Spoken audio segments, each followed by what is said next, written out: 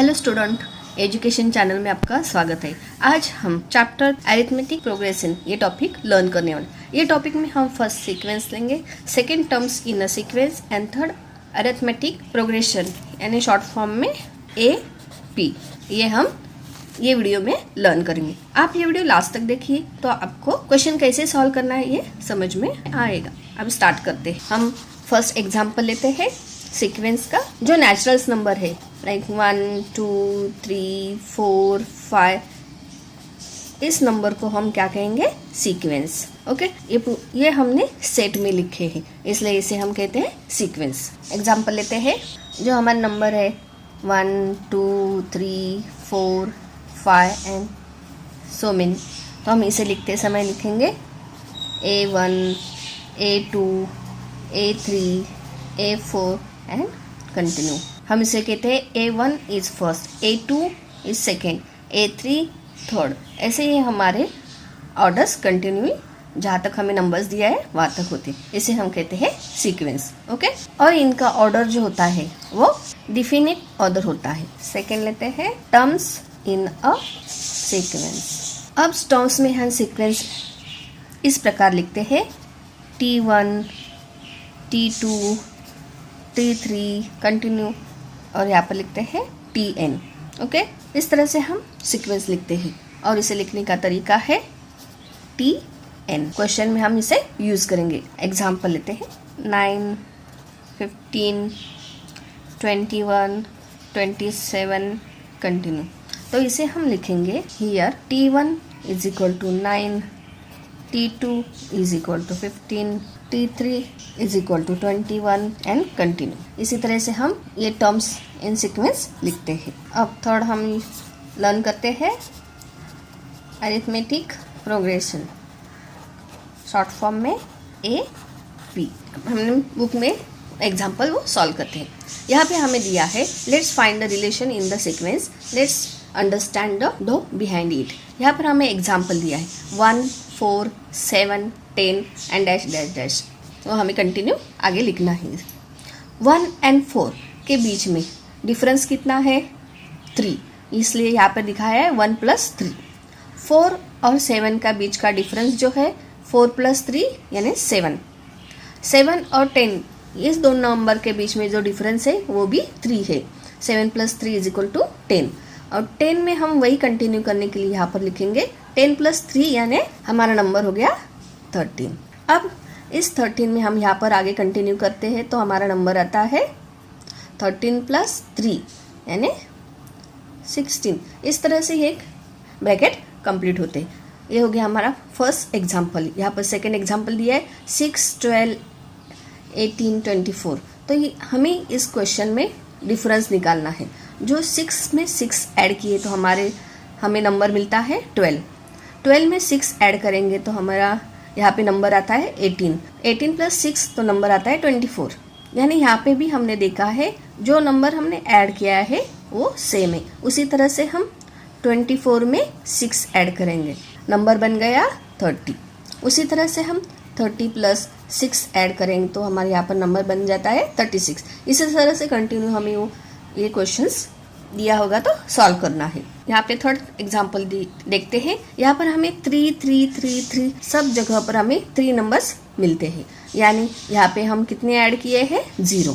तो ये भी हमारा सीक्वेंस सेम हो गया। तो उसी तरह से यहाँ पर भी हमारा 3 3 यानी 3 + 0 3 + 0 वही कंटिन्यू सीक्वेंस होगा।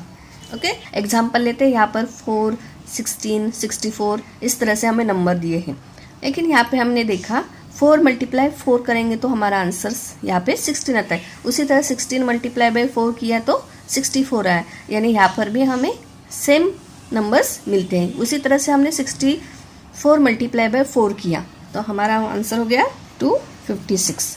उसी तरह से यहाँ पर हम 256 × 4 करके आंसर्स निकालते हुए ये कंप्लीट हो जाएगा आपका क्वेश्चन। नेक्स्ट एग्जाम्पल देखते हैं। यहाँ पर हमें दिया है -1 -1.5 -2 -2.5।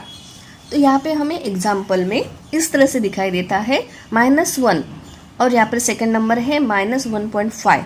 तो उसमें हमने -0 पॉइंट ऐड किए हैं, यानी किस तरह से सॉल्व किया ये क्वेश्चन। यहाँ पे दिया है -1, -1.5, -2 एंड -2.5। तो यहाँ पे हम लिखते हैं -1 प्लस यहाँ पे लिए -0.5। तो कैसे बन जाता है 1.5, तो सॉल्व करते हैं। -1 माइनस प्लस -0.5, तो माइनस माइनस क्या होता है, प्लस होता है। तो 1 यहाँ पे लिखते हैं -1 एंड -0.5, यानी हम यहाँ पर भी 1.0 लिखते हैं। तो हमारा टोटल बन जाता है 5.1, और माइनस माइनस प्लस होता है लेकिन साइन बड़ा नंबर्स। ओके, इस तरह से हमारा आंसर बन गया -1.5। उसी तरह इसमें हम वापस से -1.5 उसमें हम ऐड करते हैं -0.5, तो हमारा आंसर बन जाता है -2।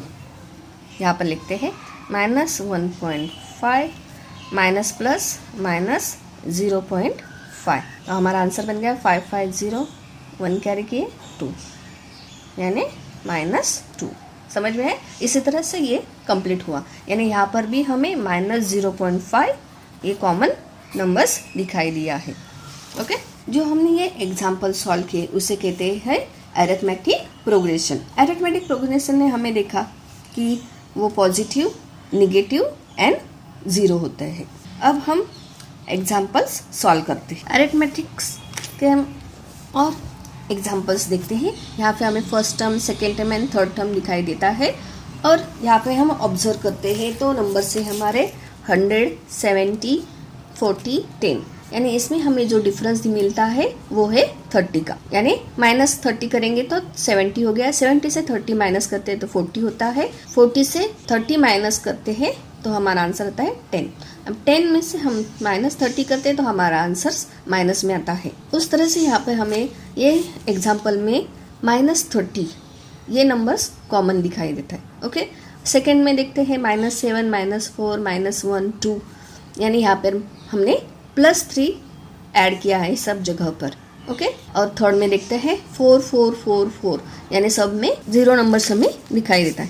यानी each sequence above every term is obtain by adding a particular number, यानी किसी में हमने ऐड किया है तो किसी में हमने माइनस किया है। The difference between 2 consecutive term is constant. हमें डिफरेंस जो दिखाई देता है एग्जाम्पल में वो है कांस्टेंट है, यानी जो सीक्वेंस हमने अरिथमेटिक प्रोग्रेशन में देखा है नेगेटिव, पॉजिटिव एंड 0 हो सकता है।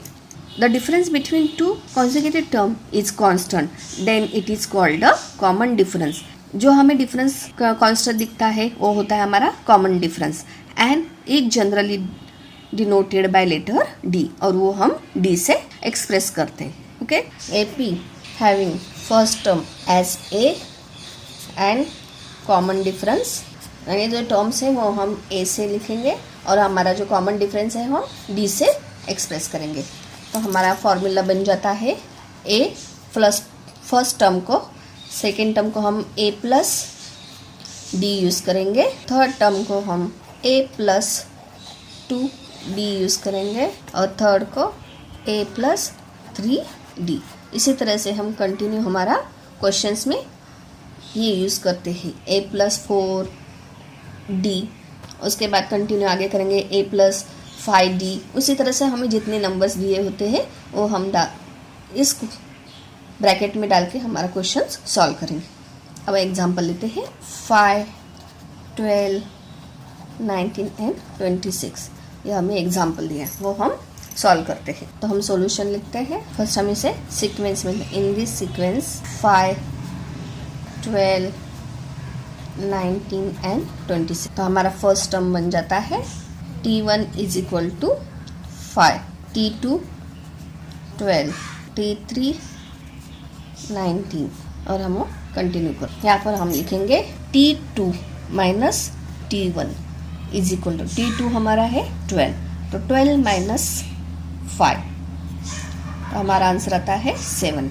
सेकेंड में लिखेंगे T3 माइनस T2, तो 19 माइनस T2 हमारा है 12 इज इक्वल टू 7।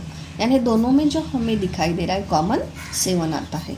उसी तरह से हम T4 माइनस लिखेंगे तो T4 हमारा है 26 माइनस T3 हमारा है 19, तो यहाँ पर भी हमारा कॉमन 7 आता है। तो हम यहाँ पर लिखेंगे फर्स्ट टर्म इज 5, हमारा फर्स्ट टर्म है वो 5 है, और जो हमारा डिफरेंस है common is D is equal to 7। Okay, question में हमें पूछा था नेक्स्ट 2 टर्म्स, तो हम यहाँ पर नेक्स्ट 2 टर्म्स लिख देंगे। First 26 plus 7 is equal to 33 and second 33 plus 7 is equal to 40। तो हम लास्ट फाइनल आंसर लिखेंगे next 2 terms is given AP are 33 and 40।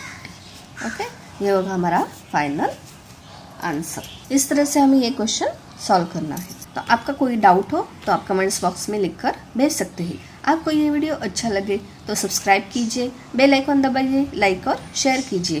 Thank you.